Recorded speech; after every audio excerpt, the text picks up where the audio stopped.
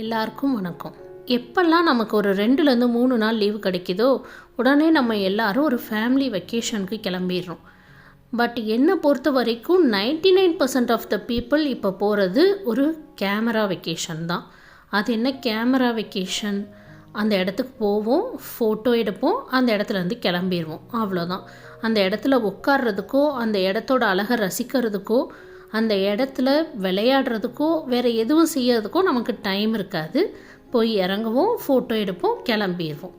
இப்போ ரீசன்ட் டேஸாக யாரை பார்த்தாலும் இதே தான் பண்ணுறாங்க. ஒரு இடத்துக்கு போகிறாங்க, ஃபோட்டோ எடுக்கிறாங்க, கிளம்பிடுறாங்க.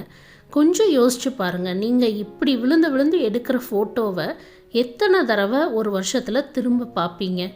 அன்னைக்கு நீங்கள் எடுத்த ஃபோட்டோவை ஸ்டேட்டஸாக வைப்பீங்க, இல்லைனா யாருக்காவது தெரிஞ்சவங்களுக்கெல்லாம் ஷேர் பண்ணுவீங்க, அவ்வளோதான்.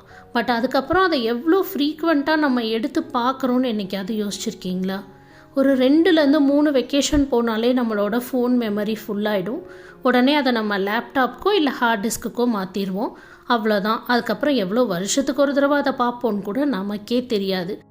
ஆனால் இதுக்காக தான் நாம் அப்போது அந்த இடத்துல இருக்கிற அந்த சந்தோஷத்தை உணராமல் அங்கே இருக்கிற லோக்கல் பீப்புள்கிட்ட பேசி அந்த இடத்தோட சிறப்பு என்ன, அந்த இடத்தோட வரலாறு என்ன, இதையெல்லாம் தெரிஞ்சுக்காமல் நம்ம கஷ்டப்பட்டு போகிற ஒரு வெக்கேஷனை 4 ஃபோட்டோவோடு முடிச்சுட்டு திரும்பி வந்துடுறோம்.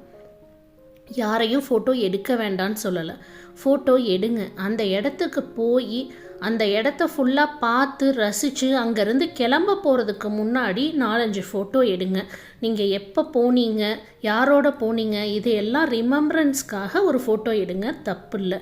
ஆனால் ஃபோட்டோவை மட்டுமே எடுத்துகிட்டு திரும்பி வர்றது எந்த அளவுக்கு சரின்னு என்னால் சொல்ல முடியல. நீங்கள் உண்மையாகவே ஒரு இடத்துக்கு போய் அந்த இடத்த ரசித்து பார்த்துருந்தீங்கன்னா எவ்வளோ வருஷம் கழித்து யோசித்தாலும் அது உங்களுக்கு ஒரு ஹாப்பினஸை கொடுக்கும். ஆனால் நீங்கள் எடுத்த ஃபோட்டோவால் உங்களுக்கு மெமரிஸை மட்டும்தான் கொடுக்க முடியும், கண்டிப்பாக ஹாப்பினஸை கொடுக்க முடியாது. எங்கே வேணும்னாலும் போங்க, எல்லாத்தையும் பார்த்து ரசிங்க. ஆனால் உங்களோட கண்ணால் பாருங்கள், கேமராவோட கண்ணால் பார்க்காதீங்க. வெக்கேஷனில் ஃபோட்டோ எடுங்க, ஃபோட்டோ எடுக்கிறதுக்காக வெக்கேஷன் போகாதீங்க. நம்மளோட ஹாப்பினஸை நம்ம யாருக்கும் நிரூபிக்கணும்னு எந்த ஒரு அவசியமும் கிடையாது. இதை உங்கள் எல்லாருக்கூடையும் ஷேர் பண்ணிக்கணும்னு எனக்கு தோணுச்சு. இதே மாதிரி உங்கள் யாருக்காவது ஏதாவது தோணியிருந்ததுன்னா அதை கமெண்ட்ஸில் ஷேர் பண்ணுங்கள். இனி வேறு எந்த விஷயத்தை பார்க்கும் பொழுது உங்களுக்கு இது தப்பு, நம்ம இதை பண்ணக்கூடாதுன்னு தோணுதோ அதையும் கமெண்ட்ஸில் ஷேர் பண்ணுங்கள், நாம் பேசலாம்.